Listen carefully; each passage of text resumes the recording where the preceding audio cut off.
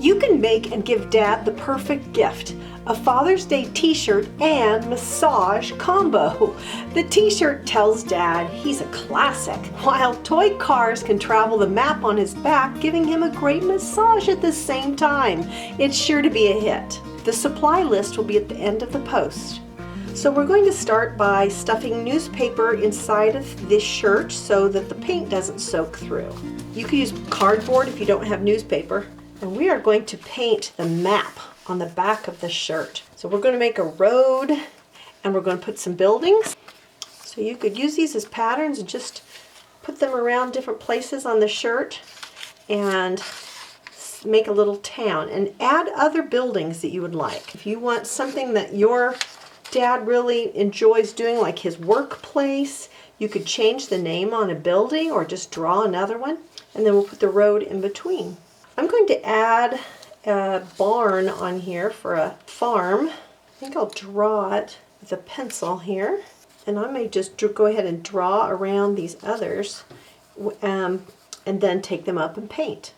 If I use a pencil, yeah, I can see that just fine. And then I can add whatever details I want to it.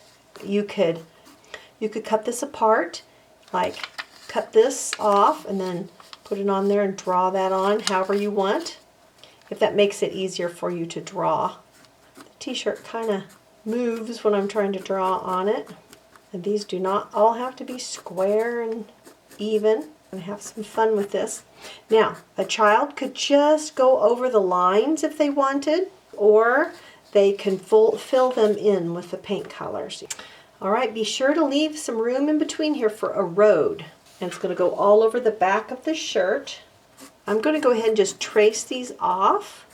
And then I draw in some details in the center like I did on this one. Keep it very simple. Kids can paint even directly on the shirt if you want without any drawing. Just little square houses, just the outlines if they want. So I'm going to shut the camera off. I'm going to keep tracing the outlines of all of these different little buildings. So I'm going to draw a funky little barn on here, and I'm going to draw a little silo. It's a little hard to tell what it is, like that. Looks like a rocket, but that's supposed to be a silo. There, now we added a farm. If I have Papa wear this, we need to have a farm on there. I don't think we're going to need an awful lot of any one color. So I'll start with about a quarter size spot of paint. I'm just going to add a drop or two of the textile medium that we're going to put into the colors, and I'll mix that up probably with the paintbrush. I'm going to start with the candy store over here. The barn's going to be red, so how about if we make this candy store purple? I want to start at the top and move down so my hands don't get into the paint down below. I'm going to grab my paintbrush, mix in that paint medium. I've got the paper underneath so that it won't soak through. Kind of hard to paint on fabric, so for younger kids, just encourage them to do the best they can. It might be a little messy, and that's okay.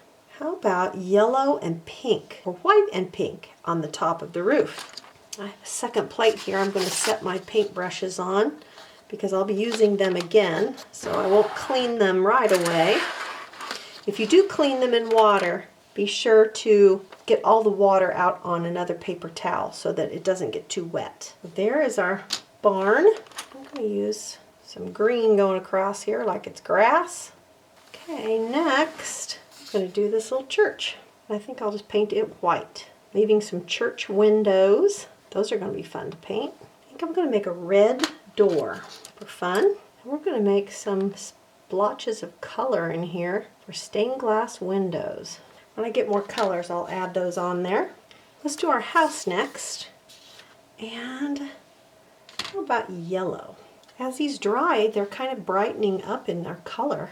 Move over to the store now.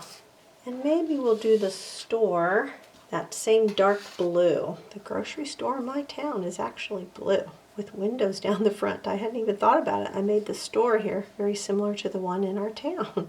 Okay, how about coming down to our apartment building? I'm going to make it gray. We have a school over here, and I know a school is not typically orange, but we're begging for a little bit of orange on our shirt. So So this takes quite a bit of patience. It might not be the best craft for the youngest of the kiddos, or the grade school age. And again, you do not have to go to this much detail. You could just do the outlines if you wanted of each building. Another option would be to use fabric markers. Last but not least comes our firehouse. And it's going to be red, like the barn up above. Very important thing to have in a town. There's all of our buildings painted. So I'm going to come back and paint each of the little roof lines gray. Now I'm going to let this dry, and we're going to come back and we're going to add some details, including our road. I'm going to use a fabric marker to do a little bit of black lining on here. Then I'll use a little bit of white paint to make these little X marks on here. Let's go over to the church. Okay, the fire department, and then DEPT is short for department. Now we're going to put on the road and finish the tree trunks. So I'm going to start up here at the top, and let's put in a road that goes down. How about through this way? This is where you could take your little cars and run them across the shirt. When Dad's wearing it, he can lay on the floor, and you can run your cars right on the road. And he's going to get a back massage, and you're going to have fun playing. So I think I'm going to add a little bit of farmland and maybe a pond in here somewhere. On the front of the t-shirt, I'm going to make a little sign here and write a little message to Dad. I'm just going to make a geometric shape. I'm going to paint that in with a color. Then I can put my message on top of it. I kind of like this wonky shape. And I'm going to put a few little cross marks here of white. Now I'm going to let that dry. I'm going to write Dad, comma, you're a classic. You're, and that's short for you are. So it needs an apostrophe in it. Let's write this down. So Dad, you're a classic. I'm going to let this dry for 24 hours and then turn it inside out and press it with a hot iron to set the paint. Then it should be able to go through the washer and the dryer. A Father's Day t-shirt and massage combo. For more great craft ideas, come on over to welcometonanas.com and join the fun. Alright, so I have all the supplies out in front of us here, and we're going to be using the free printable pattern that is on the post. There's a link there on the post, and you can print this out for ideas. These are a little more square and neat and tidy, and these are a little more looking like they're hand-drawn. You can cut these out and use them for patterns if you'd like, or just draw your own. We're going to be using newspaper to put inside of our t-shirt so that the paint does not go through to both sides of the shirt. So you'll need some newspaper or cardboard. Make sure you get a t-shirt that fits Dad. This is a size large that we'll be using. I'm going to try using a blue t-shirt, and I'm having second thoughts about that right now. I maybe should have gone with white. I'm going to be using acrylic craft paints. You can use whatever colors that you would like, and then I'll be using a textile medium just to make them a little less thick, and then we can heat set them and they will stay on the t-shirt really well. We'll need paint brushes.